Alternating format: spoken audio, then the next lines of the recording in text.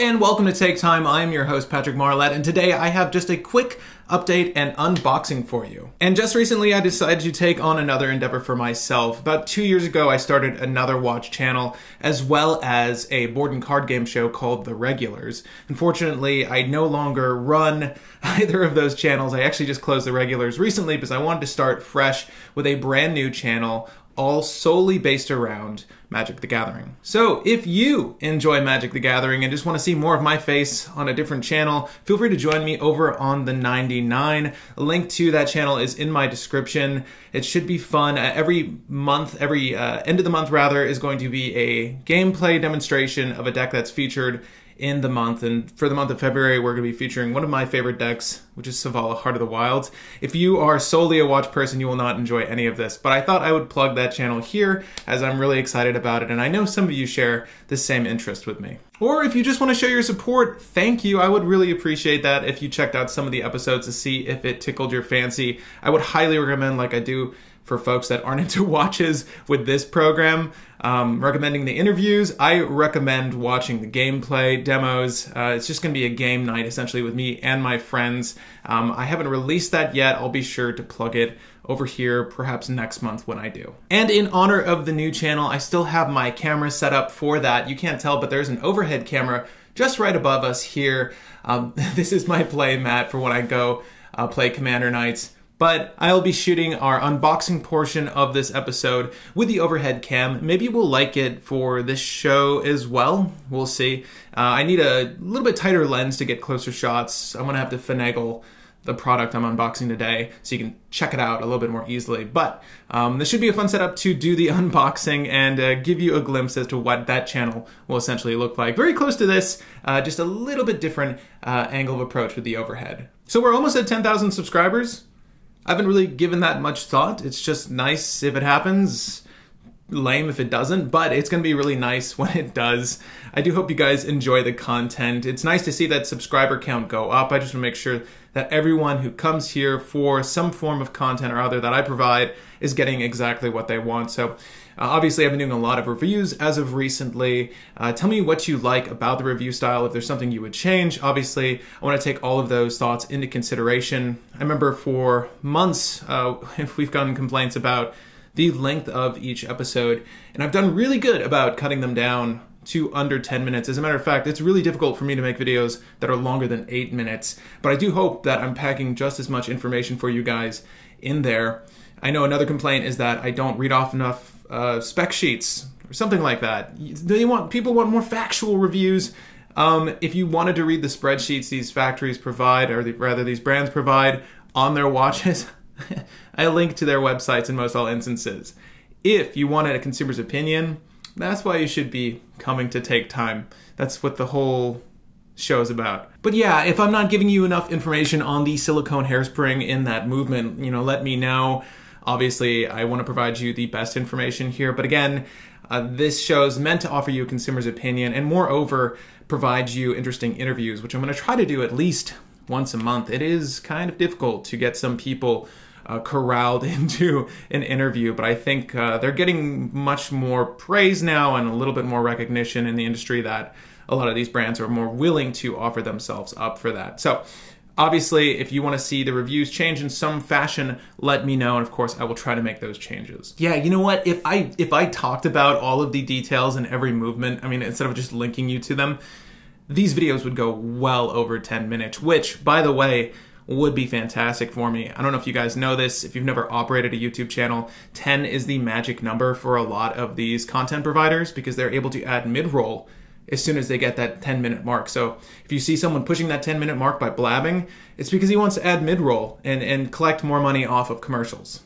Just insider info. It should be fairly obvious when you see like 10 yellow dots in the middle of a video. I'd rather give you guys something pocket-sized and consumable, but whatever. Also, I just want to respond to a few questions I commonly receive on the channel. I'm thinking of two right now. One of them is a little bit of a nuisance. Not every watch needs this, but I know a lot of people like seeing this. Lume shots, I don't personally care for lume on a watch. Like even this watch, it doesn't matter. Especially it doesn't matter that the bezel doesn't have lume. But it really doesn't matter how effective the loom is because I've never been in a situation where the loom hasn't been sufficient. And most of these companies are up to snuff on their loom game and are providing a quality amount of loom. Now, I normally only do loom shots for divers, but I do get a lot of complaints stating that they want to see the loom shot of the dress watch that features loom. If that's something you want, for sure, like 100%, everyone's on board with that. I think it's madness, but if you want to see a loom shot with every watch that features loom, despite whether it needs the loom to function, we'll do that.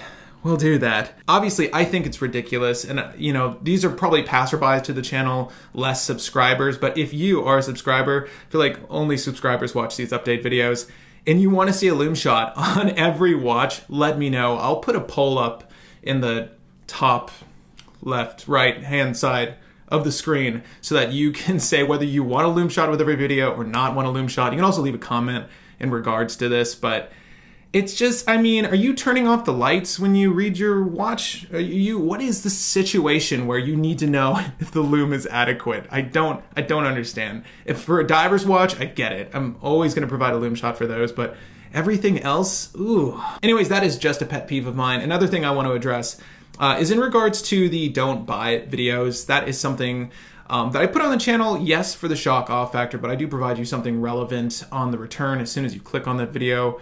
I hate bait and switches, and I try to make those of value for you all.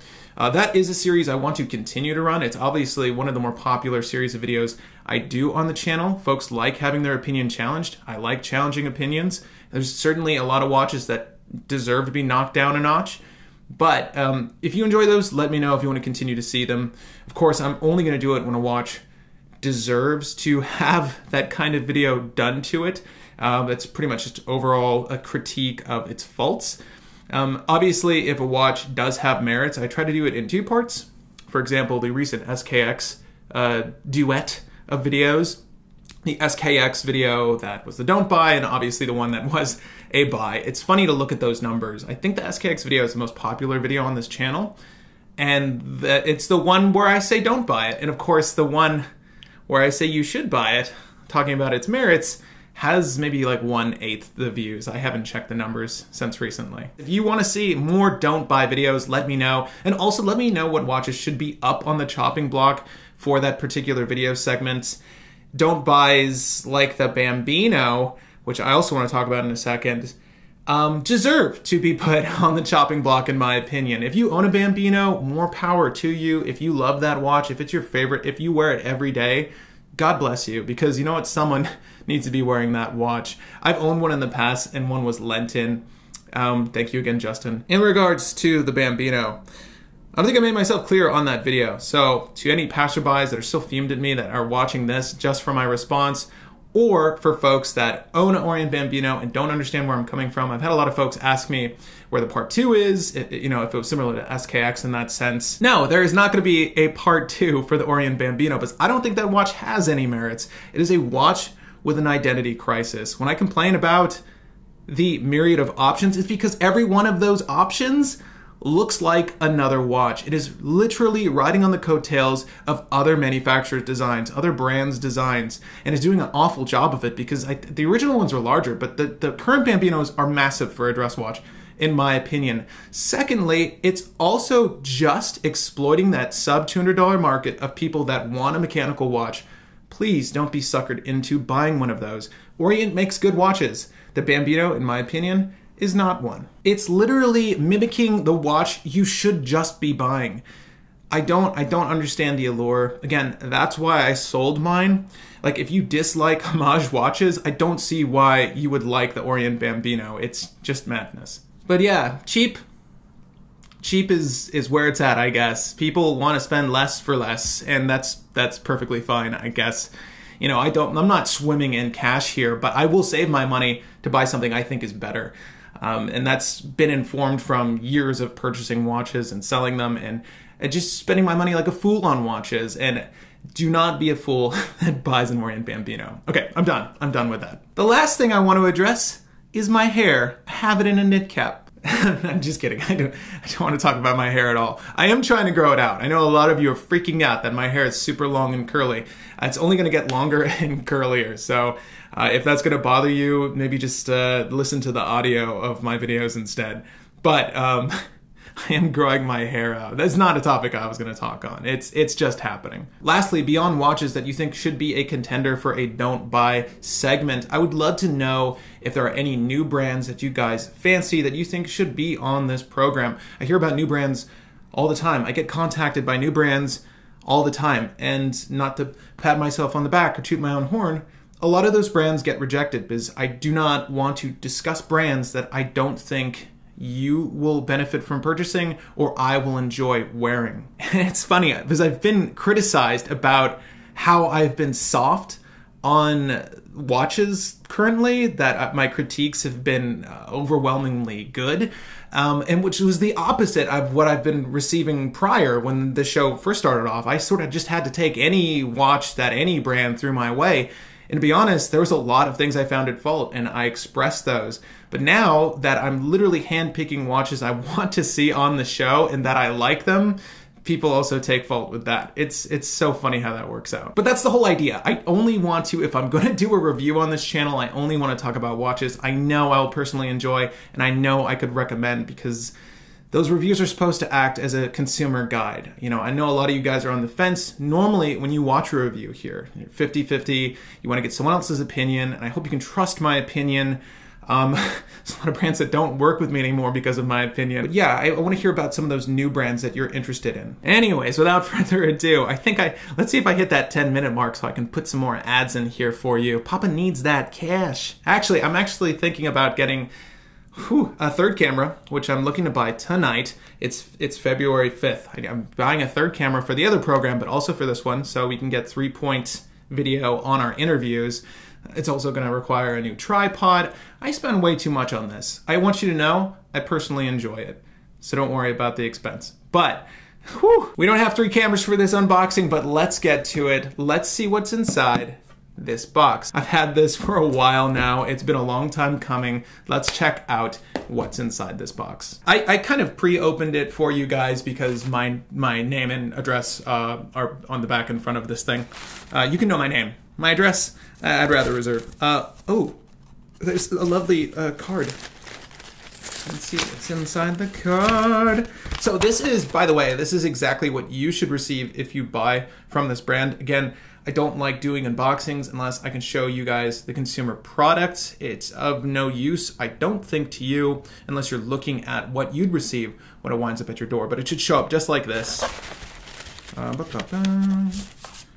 Diefendorf, inspired by revolution. Sick. Oh God, does it open or is it just a... Oh, no, doesn't open. I really enjoyed getting to know you. Real IRL. Oh, Jan, I'm gonna read this. You can pause this and read this, but I'll read this later. All right, so let's go ahead and check out what's inside. I love the packaging already. The red and white fluff matching the box. That's a good call. Let's just take this box off to the side. Wait 1 second. Beautiful.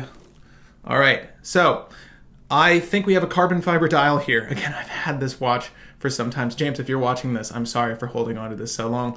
You would have all met James in my cocktail time segment. Another segment I'll need to revisit. I've sort of put that one on the back burner. They take a while to set up and shoot. If you enjoy that segment, let me know. Of course, it's supposed to be topical discussions, obviously centered around the individual we have in, the individual or brand we have in.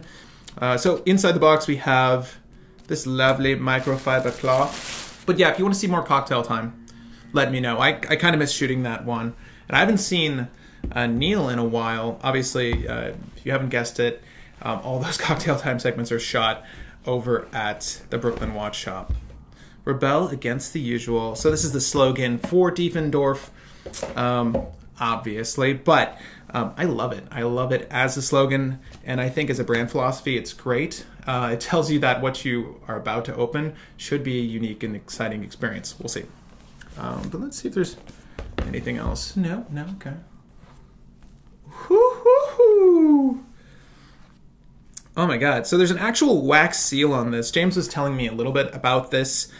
I believe the warranty card should be featured in here. Maybe the instructional, but let's just break the seal. Let's break the seal. Because he was saying that it's a one-time thing. So let's see. Cornelius collection. Obviously the numbers are on it. Very cool. Let's crack that seal. Oh yeah, that felt good. I've actually never opened up a wax seal on anything other than a whiskey bottle. So it's just kind of fun opening a letter with a wax seal. Let's see what's inside here. Can we get it open? God, if I'm returning this, I'm sorry, James. Obviously he's gonna make up a new letter, but I just feel like I'm butchering this. There we go. Let's see. Okay, so it's your warranty information, a little bit about the watch. Obviously, this is from his Cornelius collection. There's only one line of Diefendorf watches right now. I went to the launch party. The experience was awesome. The watches are really awesome. Of course, I had a moment to check out the watches when I was filming that Cocktail Time episode. And I really like them. It was a long time coming, but this is a full production model. I think he was trying to wait until he had these for me. And there's the watch. There is the Cornelius. It looks fab, doesn't it? Oh, it's such a good looking watch. Let me go ahead. I'm gonna, here, this is what you do. This is what you do when you have an overhead cam.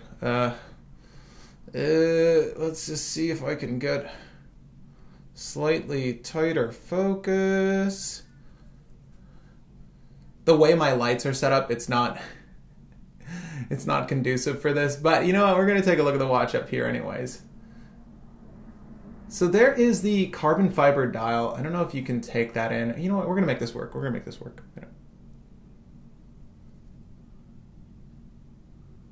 Oh yeah.